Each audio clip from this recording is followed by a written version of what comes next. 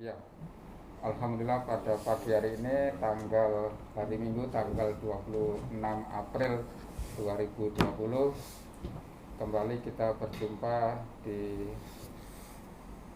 kegiatan konferensi pers dalam rangka percepatan penanganan COVID-19 di Kabupaten Pasir. Baik, Bapak Ibu yang saya hormati, untuk hari ini, pagi ini saya melaporkan tentang perkembangan daripada penanganan COVID-19 di Kabupaten Pasir ini. Tadi malam gugus tugas menerima hasil swab dari Provinsi Kalimantan Timur, yaitu dari Dinas Kesehatan Provinsi Kalimantan Timur, yang melaporkan atau mengabarkan bahwa pemeriksaan swab yang kita lakukan terhadap pasien PDP di RSUD Panglima Sibaya beberapa waktu yang lalu telah mendapatkan satu hasil swab dengan status terkonfirmasi positif. Berarti ini menjadikan Kabupaten Pasir sampai dengan jam ini sudah terkonfirmasi positif untuk COVID-19 sebanyak 6 pasien. Dan pasien ini kita beri simbol, kita kasih tanda dengan PSR 6. Jadi tadi malam kita menerima berita seperti itu. Pasien tersebut adalah seorang laki-laki usia 39 tahun, alamat dari Kecamatan Longkali. Status perjalanannya adalah pasien ini peserta Ijtima Goa masuk Rumah Sakit Panglima Sibaya pada tanggal 16 April 2020. Waktu itu dia juga menderita keluhan nyeri tenggorokan.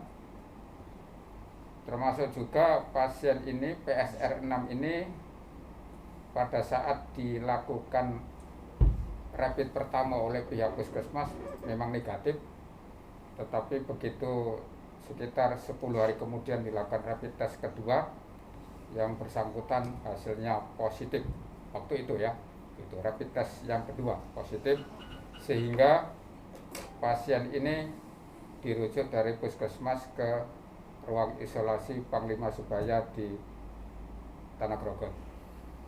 Dan ini adalah berarti seorang PDP.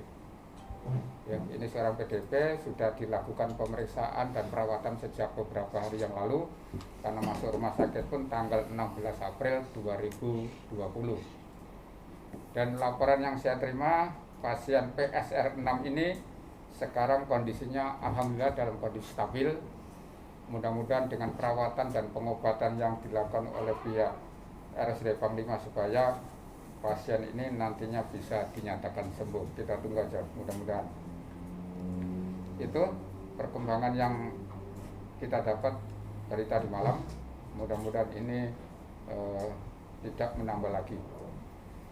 Terus kesempatan kedua yang ingin saya sampaikan pada kesempatan ini, sebagaimana kita ketahui kemarin kita juga sudah membaca dan melihat sendiri beredarnya suatu status di Facebook atau juga berita berantai di WA yang di situ secara kronologis mencantumkan bagaimana jumlah daripada pasien terkonfirmasi, kemudian pasien PDP dan lain-lain, lengkap dengan nama dan status sakit daripada yang bersangkutan.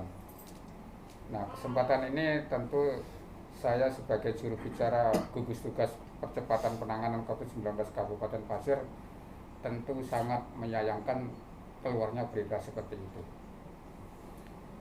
Dalam beberapa peraturan yang ada, mulai dari Undang-Undang tentang Praktek Kedokteran, Undang-Undang Kesehatan, Undang-Undang Rumah Sakit, termasuk juga dalam Peraturan Menteri Kesehatan, dinyatakan bahwa data tentang pasien ini atau status pasien dengan nama dan riwayat daripada sakitnya itu menjadi kerahasiaan daripada pihak medis.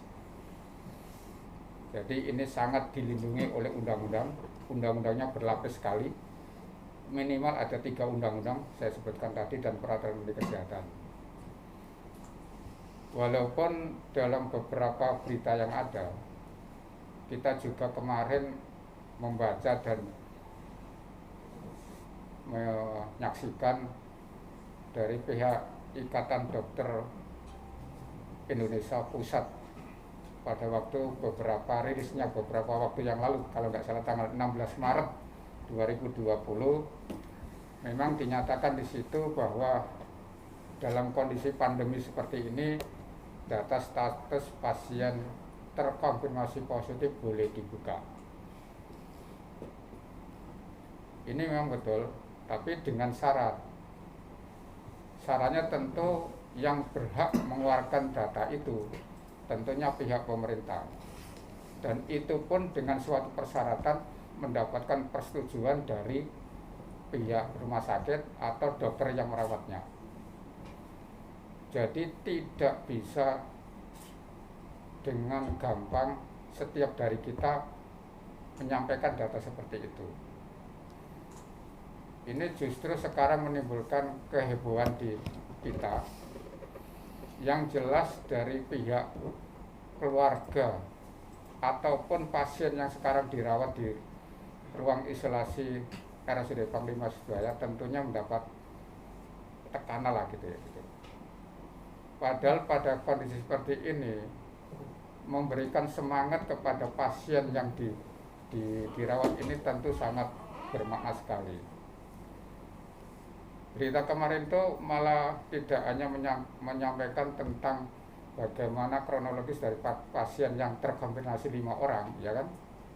Tetapi juga mencantumkan pasien yang PDP, pasien dalam pengawasan.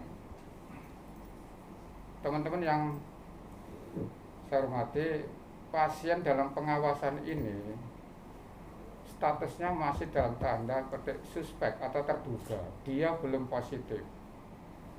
Tapi dengan keluarnya berita kemarin tentu ini menjadi seolah-olah dia itu sudah tervonis sebagai penderita yang positif. Padahal pasien PDP ini masih menunggu hasil swabnya gitu. Bisa positif, bisa negatif. Nah, kejadian kemarin tentu saya mendapatkan banyak telepon.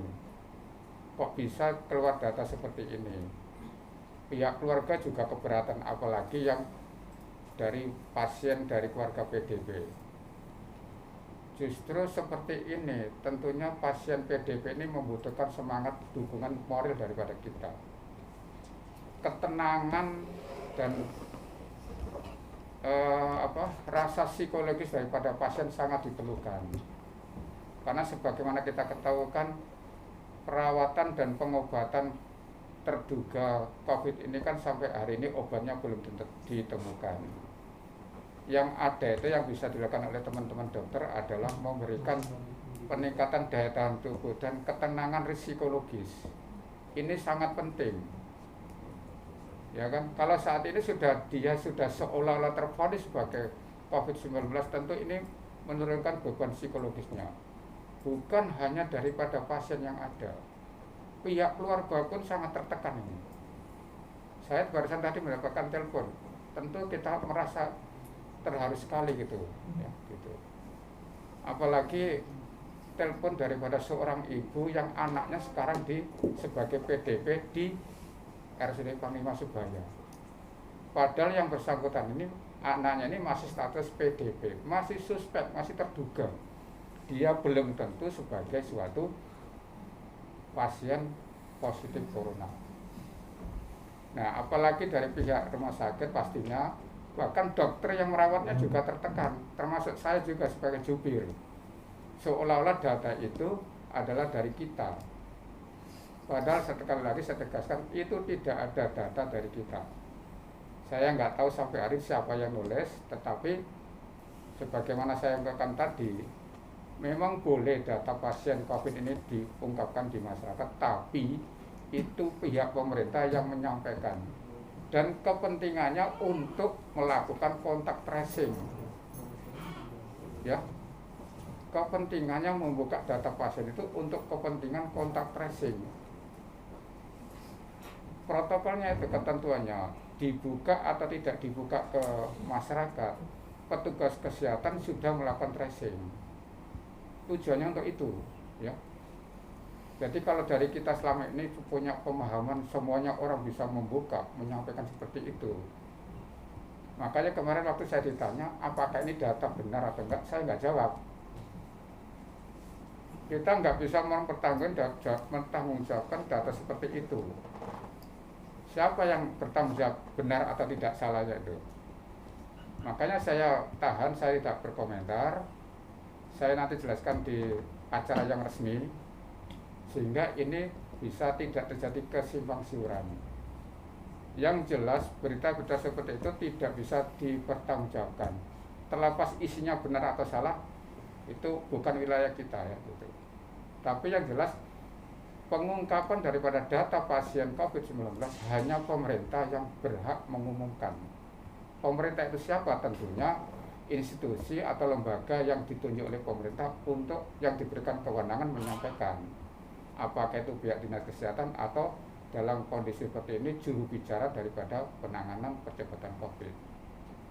Ya, jadi kesempatan ini saya minta kepada teman-teman wartawan, kalau menjumlah berita seperti itu yang tidak jelas kebenarannya, mohon tidak meneruskan.